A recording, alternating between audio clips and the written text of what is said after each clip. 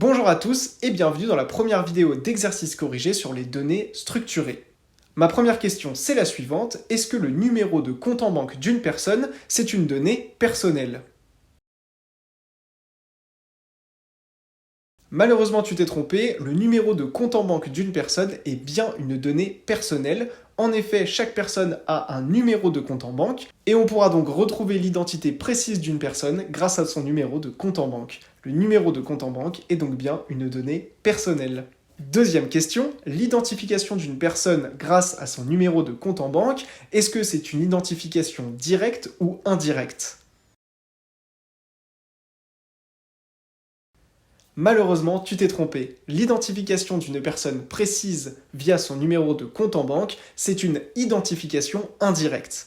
En effet, le numéro de compte en banque n'est pas l'identité précise d'une personne.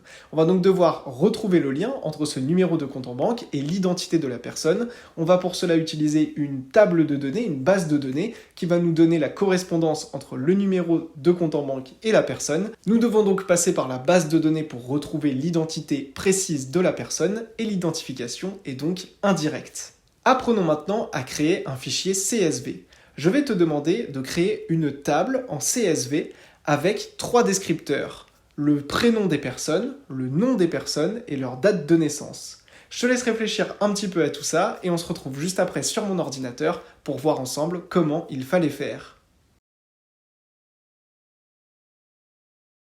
Alors, pour créer un fichier CSV, comme on l'a vu dans le cours, on va commencer par créer un fichier texte. Donc je vais faire clic droit, nouveau, et ici on va créer donc un nouveau document texte.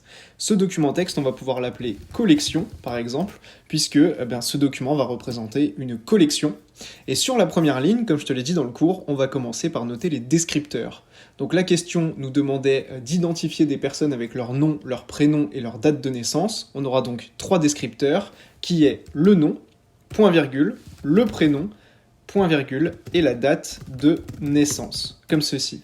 Donc là, on a nos trois descripteurs, et maintenant, ce qu'on peut faire, c'est tout simplement compléter des valeurs dans notre table, pour notre collection, et donc pour identifier différentes personnes. Donc on va tout simplement mettre des valeurs sur les lignes suivantes. Donc un premier nom, par exemple, ça peut être Dudule, le prénom, ça peut être Roger, et sa date de naissance, par exemple, le 12 janvier 1989, par exemple.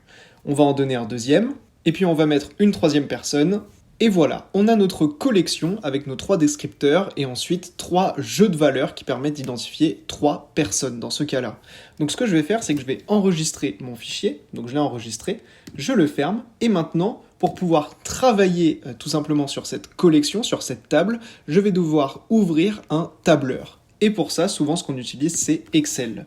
On va donc ouvrir le tableur Excel, qui est donc une application qui va nous permettre de travailler sur des fichiers CSV. Donc avec Excel, ce que je vais faire, c'est que je vais faire ouvrir ici. Et avec Excel, donc, je vais ouvrir mon fichier texte en double-cliquant dessus. Et comme tu peux le voir, mon tableur ici, Excel, a détecté qu'il s'agissait tout simplement d'un fichier texte au format CSV, et donc il va me demander quelques informations sur ce fichier. Donc ici, on voit qu'il a bien identifié le contenu de mon fichier. On va pouvoir faire suivant.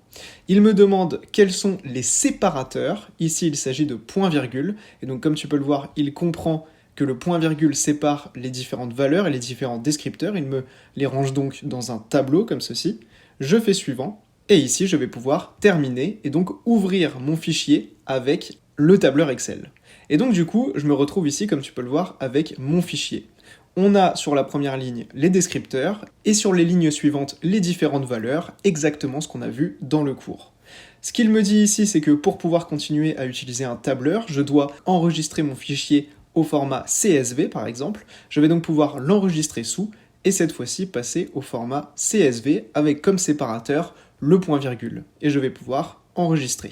J'ai donc maintenant ma table sur laquelle je vais pouvoir très facilement travailler. Par exemple ici, si je prends ma première colonne avec le descripteur nom et les différentes valeurs, et que je demande à Excel de trier cette colonne par ordre alphabétique, Excel va me demander si je dois trier l'ensemble de ma table, je vais dire oui, donc étendre la sélection, et comme on peut le voir, ma table a été rangée par ordre alphabétique au niveau du nom, c'est-à-dire qu'on a Dudule en premier, Habile en deuxième et Topla en troisième.